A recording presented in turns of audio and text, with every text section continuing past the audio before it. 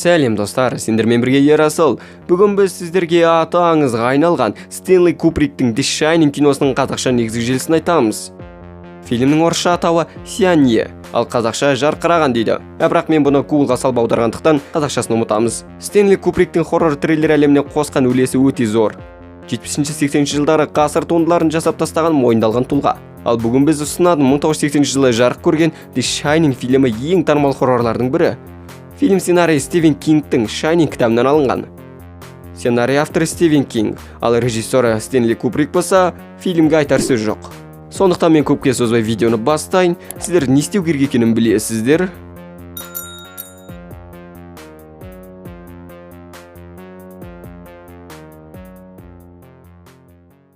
Кино маскүнемдікпен күресіп жүрген Джектің оқиғасымен басталады.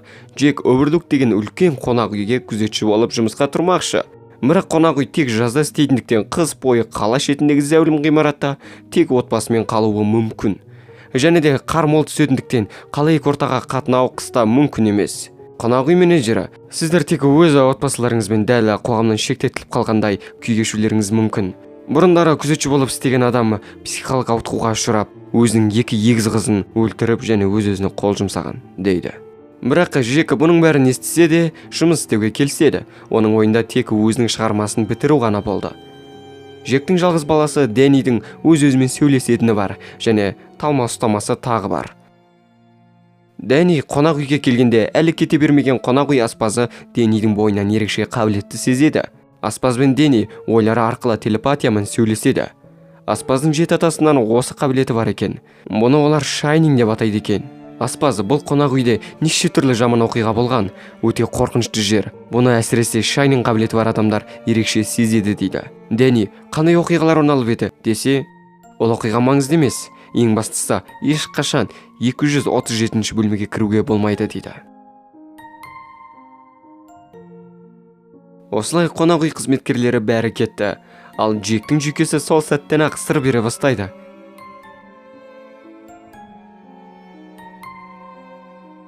Дэнни қонақ үйден елестерді көрсе де тіс жармайды. Оның ойы тек 237 бөлмеде не бар екен деген сұрақ. Бір күні Дэнни анасы Вендимен бірге қонақ үй маңындағы лабиринтке кіріп ойнайды. Және лабиринттен ешқашан адаспайтындай болып жаттап алады. Тағы бір күні Дэнни ойнап отырса, оған бір топ келеді. Топ дәл 237 бөлмеден келгендей, Дэнни бөлмеге кіріп кетеді. Сол кезде күйеуінің айғайлаған дауысын естіп, Венди Джекке келеді. Джек қорқынышты түс көріп шошып оянғанын айтады. Түсінде Джек әйелі мен баласын балталап өлтіріп жатқанын көріпті. Венди оны бәрі дұрыс деп тыныштандырады. Сол сәтте Дэнни шығып келеді. Оның жейдесінің иығы жыртылыпты және мойнынан біреу салып қалғандай із бар. Венди кім істеді десе, бала тіл қатпайды. Венди бұның бәрін Джек істеді екен деп ойлап, оған кінә тағып кетіп қалады. Не болғанын түсінбеген Джек ашуланып қонақ үйді аралайды. Келе-келе лаунж-барға да кіріп кетеді. Бос барға кіріп, шіркін бір шөлмек үшін жан беруге дайынмын деп тілейді. Сол сәтте кенеттен бартендер шығып келіп, оған бір стакан ішімдік береді. Бұл жайтқа Джек таңғалудың орнына бартендермен әңгіме дүкен құра ішімдікті тартып алады. Джек 3 жыл бұрын ішіп алып баласының иығын шығарып жіберіпті. Сол кезде ол келіншегіне енді ішпеймін деп уәде берген екен. Бірақ ашыдан ұрттамағаны соңғы 5 ай болыпты. Сол кезде барда өз-өзімен сөйлесіп отырған Джекке Венди жүгіріп келіп, Дэнни өзін сен емес 237 бөлмедегі жынды келіншек ұрды деп айтты дейді. Сөйтіп Джек бөлмені тексеруге кетеді. Ал сол сәтте астыңғы қабатта жалғыз қалған Дэннидің талмасы ұстай бастайды. Сол сәтте Дэннидің арпалысын Флоридадағы аспаз сезеді. Одан Джек әлгі бөлмеге келеді. Кірсе бөлме бос екен, бірақ жуынатын бөлмеге келгенде бір жас жалаңаш келіншек шығып келеді. Джек ессіз онымен сағызға таласа кетеді. Джек айнаға қарап қалса, әлгі бәле шіріп кеткен мәйт секілді кемпір екен. Джектің есі шығып сасып қалады. Джек бөлмеден шыға есікті құлыптап кетіп қалады, бірақ Вендиге көргені жайлы тіс жармайды. Венди Дэннидің жағдайы нашарлап бара жатқанын айтып, бұл жерден кетейік дейді. Бірақ Джек ашуланып, Қонақ үй иесімен сөйлесіп қойғанбыз. Болмашыға байбалам салып, сен де кері тарттың деп айғайлайды. Одан Джек барға қайтып келсе, бар толық қонақтармен кәдімгідей сауық кеші болып жатыр екен.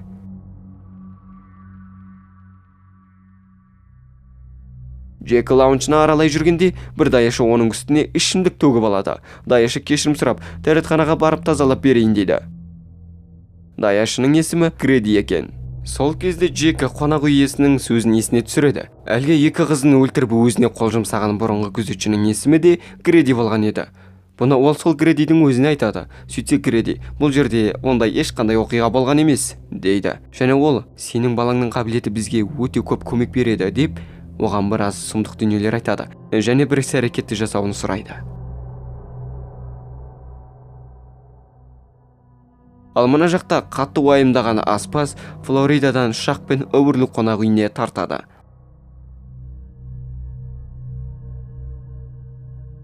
Ал Венди болса қолына бейсбол таяғын ұстап, Джекті іздеп жүр. Ол Джек не десе де Денниді алып бұл жерден кетпекке шешіпті.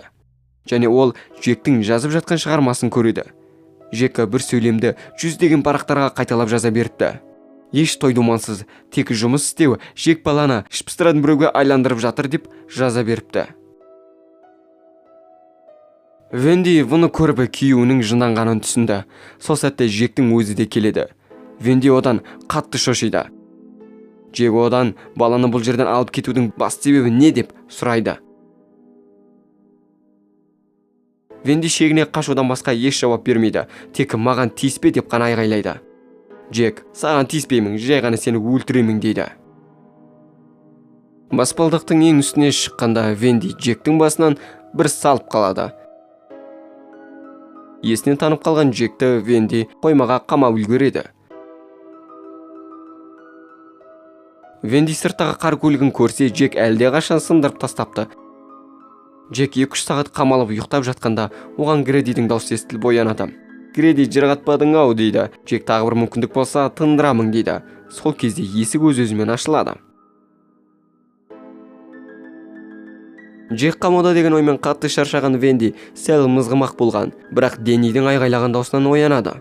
Және есікке бір сөз жазып қойыпты ол. Сөзді айнаға түскен бейнесін қараса, murder, яғни өлтіру.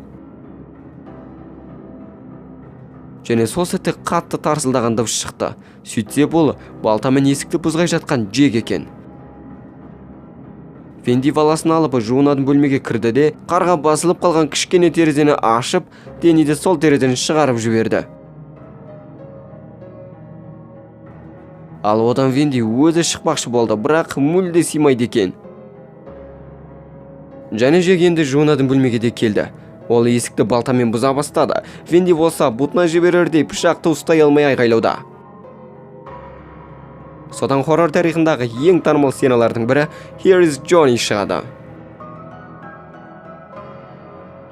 Here's Johnny. Джек есіктің тұтқасын ашпақшы болғанда Венди пышақпен кесіп жібереді. Және сол кезде қар көлігінің дауысы шықты. Осылай сәл пауза уақыты шықты. Әрине, бұнда келген әлгі аспаз. Аспаз қонақ үйге кіре салып, бұнда адам бар ма деп айғайлайды.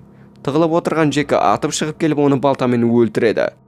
Бұны естіген Денни шошып айғайлап жібереді. Осылай Джек Деннидің қайда тығылып отырғанын біліп қояды. Ал Денни балақай қаша жөнеледі.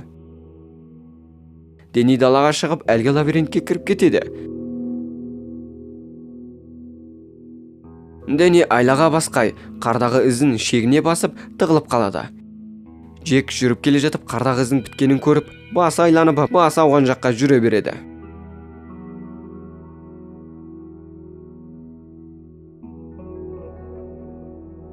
Денни лабиринтті жақсы жаттап алғандықтан оңай шығып кетеді.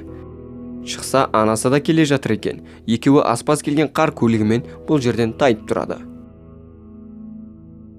Джек лабиринтті адасып кетеді, және суық күннен болып үсіп өліп қалады.